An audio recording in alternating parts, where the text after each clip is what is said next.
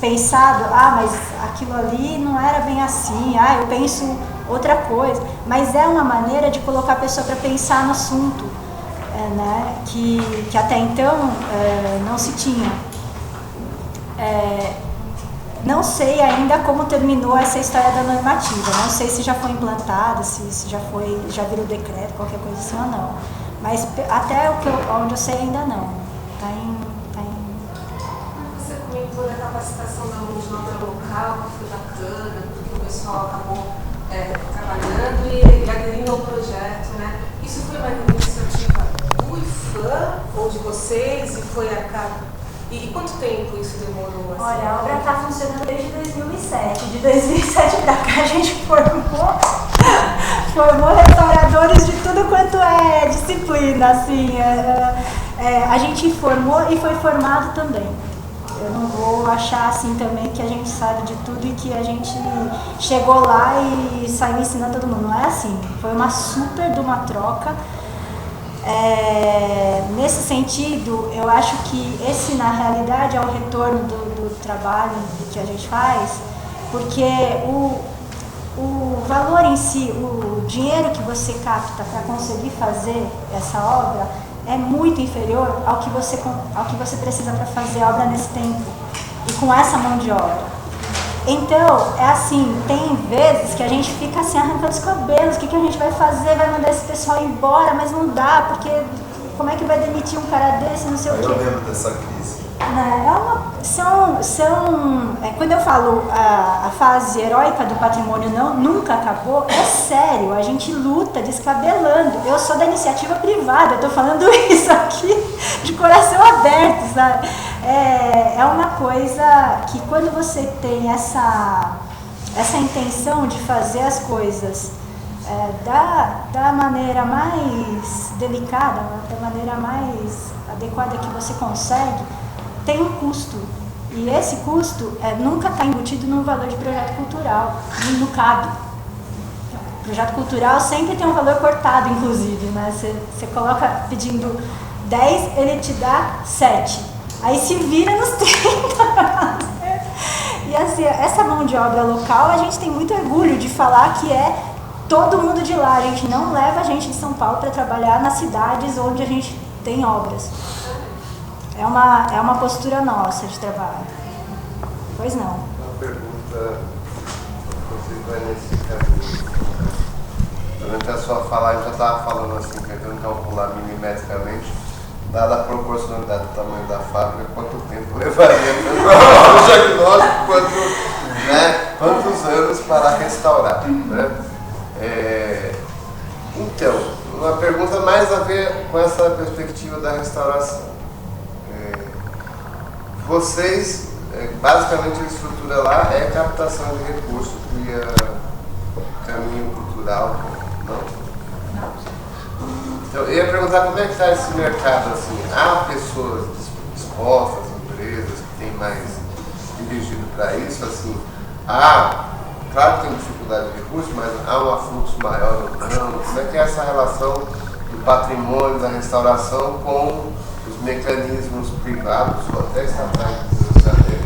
Olha, lá, no caso de Pindamonhangaba, que é essa obra do palacete que eu comentei, a cidade, de maneira geral, é muito engajada na questão do patrimônio.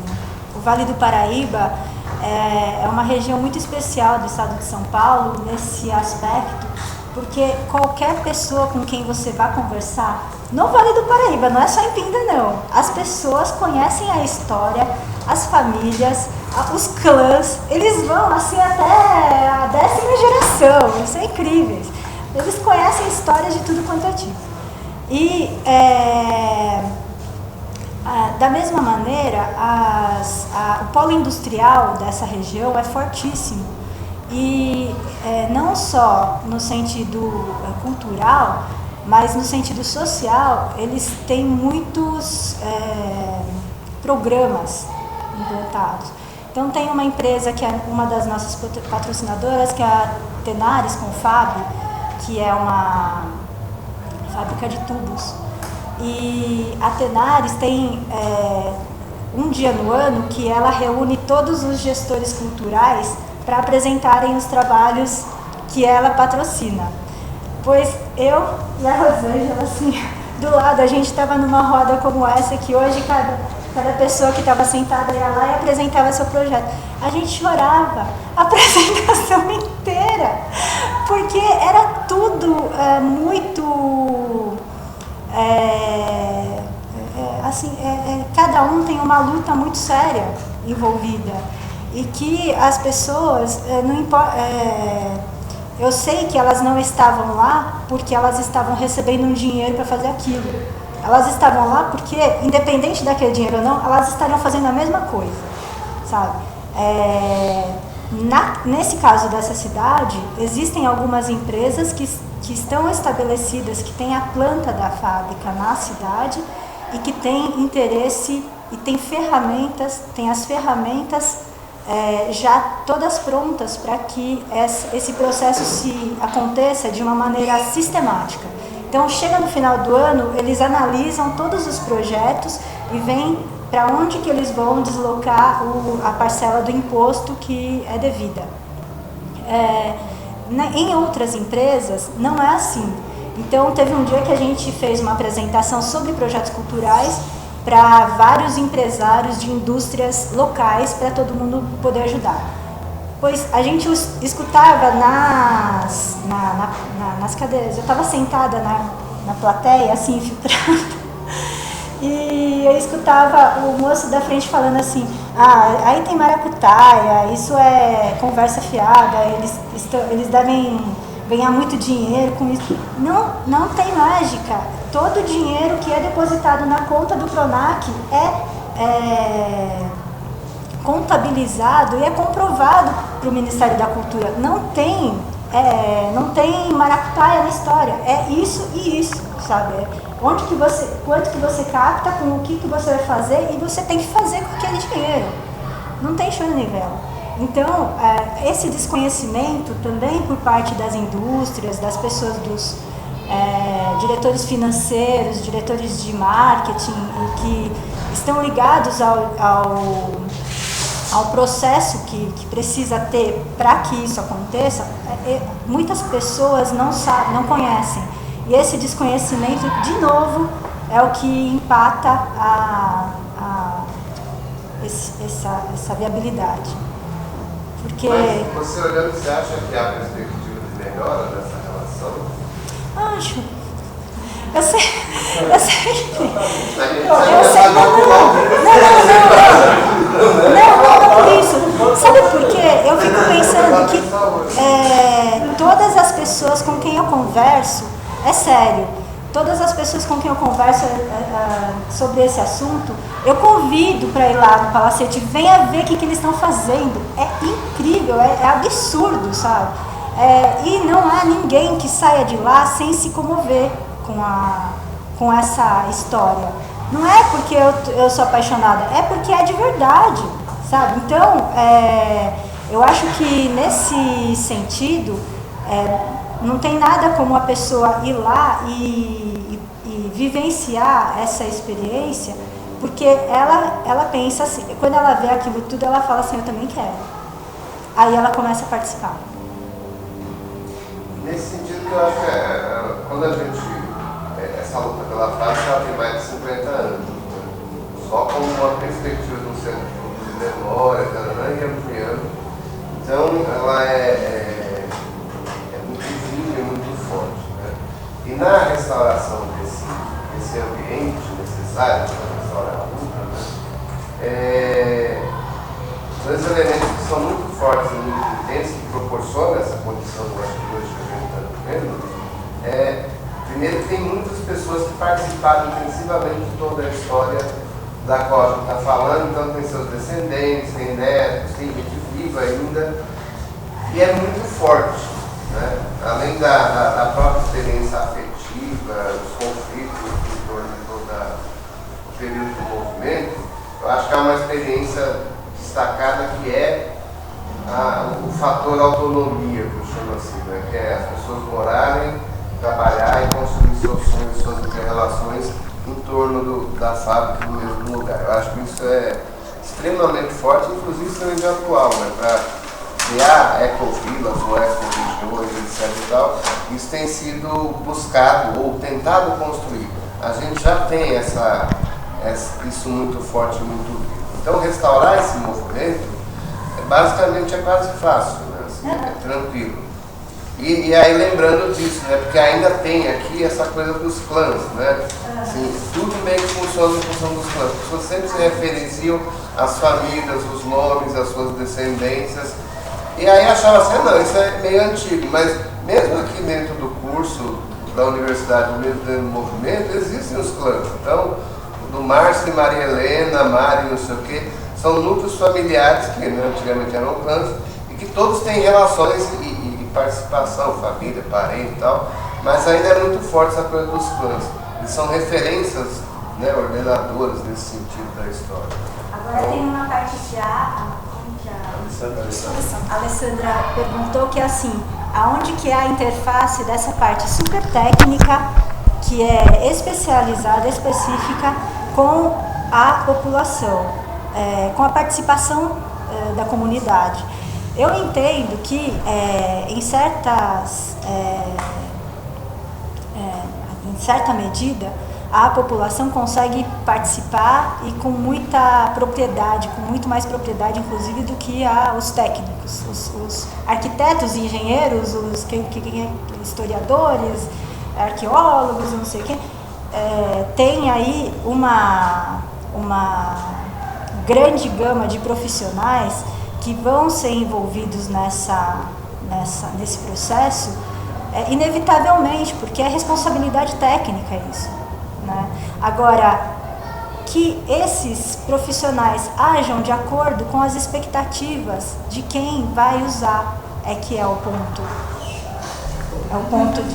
Primeiro, que o uso e não a retoma como se discutia lá muito forte.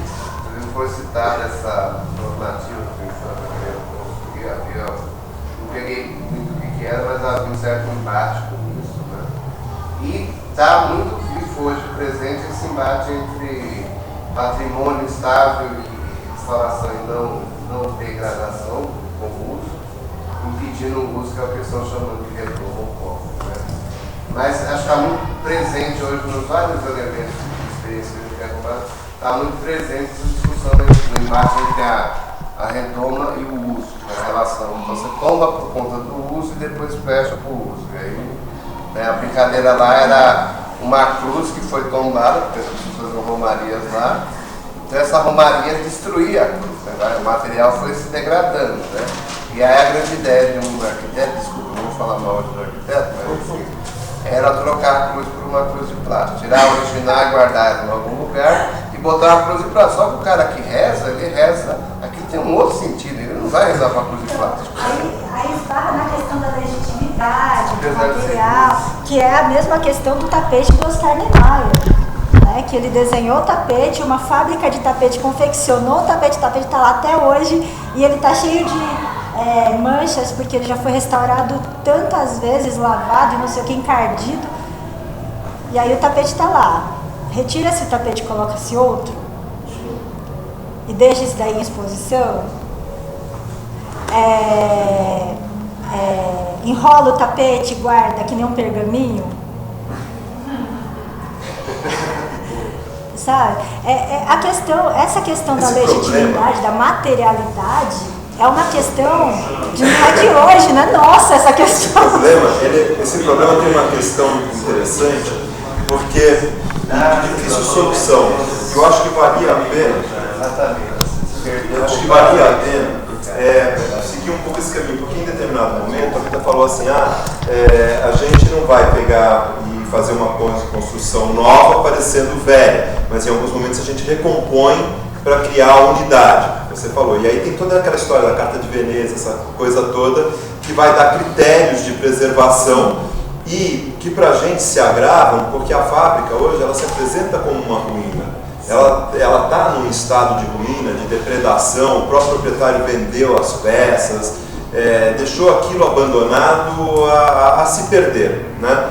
Então a gente tem aí uma série de discussões interessantes Porque, por exemplo, você chegar em Florença, no coração de Florença, que é a Catedral de Florença, e se postar lá diante do campanário do Giotto, que é um patrimônio inacreditável. Você tem a catedral com a cúpula do seu Brunelleschi lá, você tem o espaço aqui que tem aquela porta dos dois escultores, logo aqui na frente o campanário do Giotto. O campanário foi reconstruído no século XIX. E a porta é um fake, foi substituída também, lá em Florença. Mas você chega e você se posta diante do original. Né? Essas discussões são absolutamente complicadas Sim. e difíceis. No caso, eu acho que assim, o nosso problema não seria talvez resolver isso para a questão toda do patrimônio, mas se a gente pudesse fazer uma reflexão da fábrica, que enquanto ruína, como ela se apresenta hoje, e ao mesmo tempo memória viva, inclusive, de como ela foi enquanto operava, e desejo vivo de que essas mesmas pessoas que operavam a fábrica conceberam um outro futuro para ela, eu acho que a gente tem um problema muito interessante para ser discutido aqui. Valia talvez a pena um pouco de atenção a isso. Já que você pegou Florença, né? Na hora que... Eles tinham pedido a palavra? Eu entendi aqui, você não tem um gancho que você quer aproveitar dela aí também, que é o seguinte, você falou uma hora que eu achei bastante legal dos tempos, né? Que você tem que tentar fazer com que a pessoa, eu entendo um pouco assim, né? Na hora que você está tentando recuperar aquilo, né? Eu não estou recuperando uma coisa estática, né? Quer dizer, quem vai entrar dentro daquele lugar tem que tentar vivenciar aquele tempo ou outro que a gente não viveu, né? Nas falas das pessoas que vieram aqui, da fábrica, né? Eles puderam passar um pouco desse tempo, né? E aí a gente trouxe um testemunho vivo, né? Quando isso ainda é possível, né? A fábrica poderia estar mais distante e a gente perdeu um pouco disso. Você falou agora do negócio do maquinário, né, que foi levado embora. Então eu vou fazer um paralelo com outro lugar para fazer a pergunta. Lá no engordador na Cantareira, que também está dentro dessa região, tem um maquinário preservado da bomba, né, que bombeava água para São Paulo, né, do reservatório que tinha lá. Essa bomba é uma locomotiva estacionária, né, quer dizer, era uma locomotiva que, em vez de ela andar, né, ela é o mesmo mecanismo, né, a vapor e tal, que faz com que a água fosse bombeada para São Paulo. E lá, levando o grupo lá, porque eu trabalhei um bom tempo com ecoturismo e assim, também com essa parte com patrimônio também, né, visitando e tal, quando a gente estava explicando algumas coisas para um grupo lá, uma pessoa olhou para uma tampa do forno da caldeira e gelou. Assim, você vê que a pessoa mudou a expressão. Aí eu parei assim, porque eu vi que a pessoa, né, o que aconteceu, né, o que ela viu aí? Aí ela falou assim, é a mesma empresa que fez os fornos de Auschwitz. Putz. Eu falo, já ficou, aí assim, já arrepia, porque parou tudo, né? Tudo que eu estava explicando parou, porque a mente de todo mundo já foi para outro lugar. O que essa empresa desgraçada vai fazer aqui? Sabe, já veio um outro sentimento que era bonitinho, né? Aquele maquinário legal, não, a gente comprou, coisas, a mesma coisa que queimou o judeu na guerra, então no mesmo período. Quer dizer, como se estivesse vinculando com isso. E aí a minha questão é assim, que diretriz você pensaria para a fábrica, né, para se fazer esse restauro do que é ruína, né, e como é que isso daí ia ser feito? A perda desse maquinário que simbolizaria toda essa rotina deles, né, que agora a gente tem parede e não tem maquinário, o maquinário iria testemunhar isso, né, se ele tem essa importância ou não. E outra coisa, eu vi um pouco das falas aqui para mim até agora, falando muito da questão dos queixados da fábrica, da relação de vocês com a fábrica e tal. Agora a fábrica, com certeza ela teve uma importância, né, que gerou produtos, né, e eu não vi essa ligação com esses produtos. Quer dizer, o cimento da fábrica serviu para fazer o quê? Porque ela trabalhou um tempão, ela existiu um tempão e ela ajudou a construir parte de um universo todo que está no entorno. Como é que a gente não localiza isso? Quer dizer, de repente, sei lá, pega uma obra qualquer lá e... Falando do minhocão, o minhocão foi construído com cimento, entendeu? Porque aí a gente consegue fazer uma ligação e achar esses outros coletivos também, sabe? Assim, de fazer essa ligação de para que serviu a fábrica, né? Nós temos razão, isso é uma vírgula. Esse movimento todo, ele tem mais a ver, a identidade tem mais a ver com a história dos queixados. Isso. A parte patrimonial da fábrica, inclusive vai acontecer esse conflito daqui a pouco, né? Quem defende essa restauração, etc., na verdade, são os que vêm de fora e os técnicos todos. O olhar das pessoas e o lado afetivo delas tem a ver muito mais com a identidade da luta dos queixadas, né? Alguns trabalhadores, ouvir aquele dia o Cláudio, etc., tem uma relação afetiva com o trabalho de fábrica, mas é muito distante esse lado patrimonial. Portanto, eu usaria dizer, se fizesse uma enquete hoje e perguntasse o que faz com aquele patrimônio físico, provavelmente diriam, divulga, né? O queixadeiro vai ficar aí, desde que você preserve a história, porque o lado importante por esse lado é a história do... Eu acredito que não. Eu acho que se você fizer uma enquete... Mas não há uma relação muito próxima. O problema é interessante, se você fizer uma enquete com as pessoas, eu não diria que elas diriam derruba, porque muitas pessoas têm a relação com a história, como você está falando, e muitas têm a relação com a ruína. É a ruína que atrai o olhar, a poética, de pessoas que às vezes nem sabem da coisa. O que o pessoal de fora realmente traz é a discussão do patrimônio, que não faz parte do métier dessas pessoas. Não faz parte em termos, porque, de certa forma, a ideia de preservação da fábrica também nasceu do movimento dos queixadas, que foram atrás da preservação da fábrica. Mas há dimensões técnicas e outras dimensões... Não necessariamente, então... Não, pera um pouquinho, só concluir. No resgate da memória, a questão da fábrica, ou do tombamento dela, que havia a possibilidade do tombamento material, né? E a gente estava discutindo um processo do imaterial. O resgate da memória era do imaterial, etc. E tal. E o tombamento aconteceu por, vamos dizer, uma certa estratégia. Não estou dizendo que isso está negado, que não tem essa possibilidade, mas o lado mais forte era o imaterial e o tombamento acabou acontecendo porque não existia praticamente tombamento imaterial, então ele acabou sendo meio que estratégico. Então, é um tombamento que carrega duas distâncias diferentes. Eu penso um pouco diferente do que... Eu tenho uma resposta para essa pergunta, que é a seguinte. Quando você começou a pergunta, você fala assim, como que você enxerga a restauração desse conjunto? Primeiro,